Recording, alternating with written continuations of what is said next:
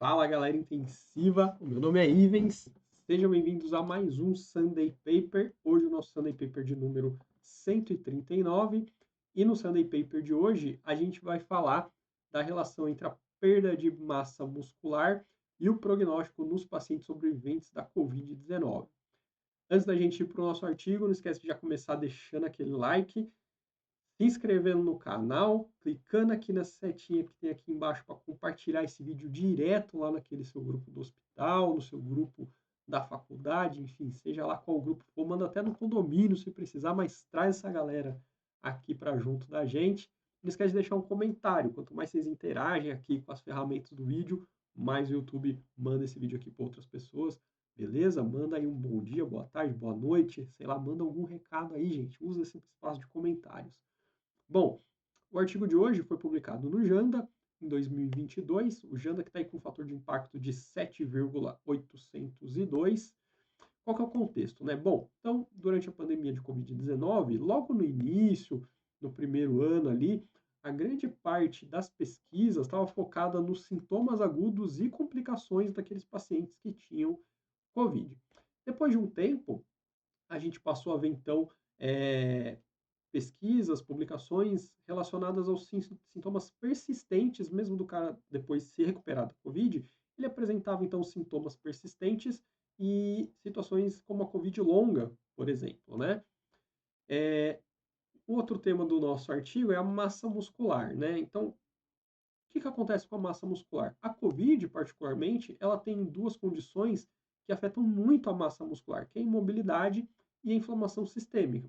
A imobilidade, né, não é só a perda total da mobilidade, mas também a diminuição da mobilidade, né? A diminuição do nível de atividade física do doente, porque ele teve que ser hospitalizado, por exemplo, né? Nesse estudo foram pacientes hospitalizados, e por mais que ele não era um paciente grave, que eram pacientes de enfermaria, por exemplo, também, diminui o quanto esse paciente anda, realiza as atividades do dia a dia, sobe escala, vai à academia, isso acaba impactando a massa muscular do seu doente.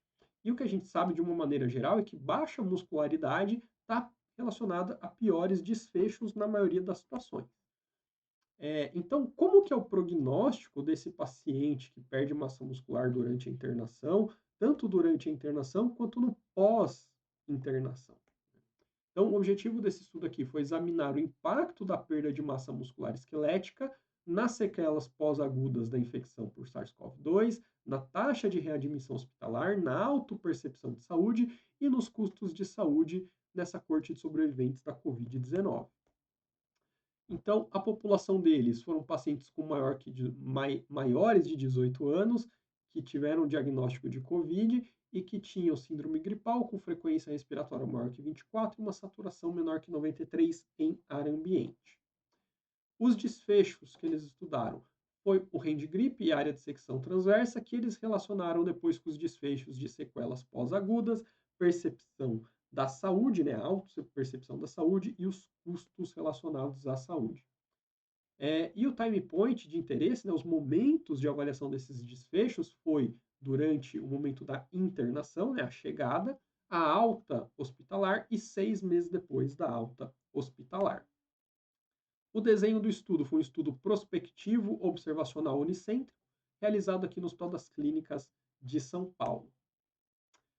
Bom, foi um total de 80 pacientes avaliados, 48% deles do sexo feminino, 51% do sexo masculino, 61% tinham menos de 65 anos, quase 39% mais que 65 anos, 30% desses pacientes não precisaram de oxigênio, quase 64% deles precisaram de oxigênio e só 6% precisaram de ventilação não invasiva. Então, você vê que a gente não está falando de pacientes graves de UTI, né? A gente está falando aqui de pacientes leves, talvez esses de não invasivo a gente possa considerar moderados, né? Bom, com relação à área de secção transversa, massa muscular. Então, os pacientes eles foram classificados em dois grupos. Um grupo de alta perda muscular e um grupo de baixa perda muscular. O grupo de baixa massa muscular, comparado ao momento da admissão, no momento da alta hospitalar, esses caras perderam 4% de massa muscular. Já o de alta perda muscular, comparado ao momento de admissão, eles perderam 18% de massa muscular no momento da alta. tá? Por isso que eles foram separados em baixa perda e alta perda muscular, porque um perdeu 18%, outro grupo perdeu 4%. Já quando reavaliados 6 meses depois da alta, o grupo de baixa perda muscular tinha 3% a mais de massa muscular, enquanto que o grupo de alta perda muscular ainda tinha 8% a menos de massa muscular quando comparado ao momento da admissão lá no hospital. Tá bom? Então, essa foi a dinâmica aqui da massa muscular. Com relação à força avaliada pelo Rinde-Grip, o grupo que tinha baixa massa muscular tinha perdido 8% de força no momento da alta hospitalar comparado ao momento da admissão, e o grupo que perdeu mais massa muscular tinha perdido 18% da força muscular comparado ao momento da admissão. Já 6 meses depois, o grupo que perdeu baixa massa muscular, né, teve pouca perda muscular, estava com 9% a mais de força, enquanto o grupo que perdeu mais massa muscular tinha ainda 7% a menos de força quando comparado ao aumento da admissão hospitalar pela Covid. Então, essa aqui foi a dinâmica da força muscular. Com relação aos gastos, olha que interessante, né? 2 meses depois da alta, o grupo que perdeu mais massa muscular tinha um total de gastos relacionados aí à Covid-19 de 77 mil dólares, enquanto o grupo que perdeu pouca massa muscular tinha um gasto aí de 3 mil dólares. Então, uma diferença de 74 mil dólares a mais gastos com quem perdeu mais massa muscular.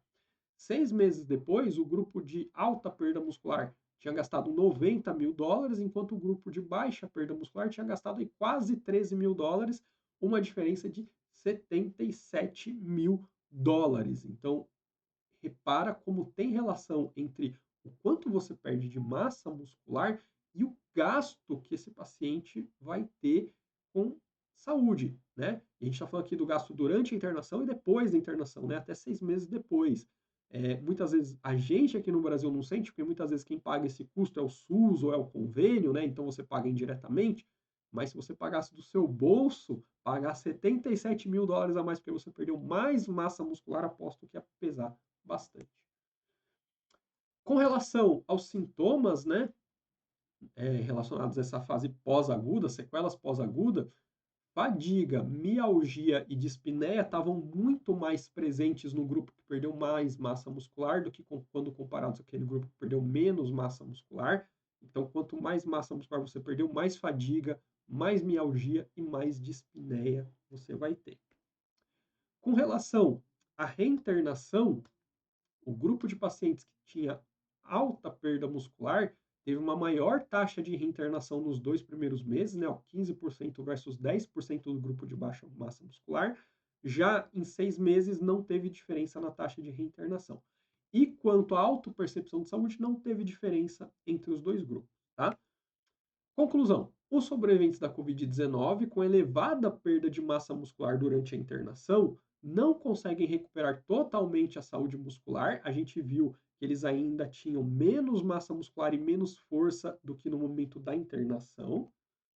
Apresentam maior presença de sequelas pós-aguda, principalmente fadiga e mialgia, mas a gente viu que dispneia ali também era quase o dobro. E esses pacientes que perderam mais massa muscular, eles têm custos mais elevados com internação hospitalar e cuidados de saúde total relacionados com a Covid-19, tanto 2 quanto 6 meses após a alta hospitalar, do que aqueles que perderam menos músculos. Então, olha a importância da gente cuidar da massa muscular dos nossos doentes durante a internação, tá certo? Então, não esquece de deixar aquele joinha antes de sair do vídeo. Não esquece também de compartilhar, clicando nessa setinha que tem aqui embaixo. Você manda direto lá naquele seu grupo de WhatsApp, Telegram, enfim, onde você quiser. Isso vai ajudar demais. Não esquece de comentar aqui embaixo, deixar o seu comentário, o seu oi, o seu tchau, o seu bom dia, boa tarde, boa noite.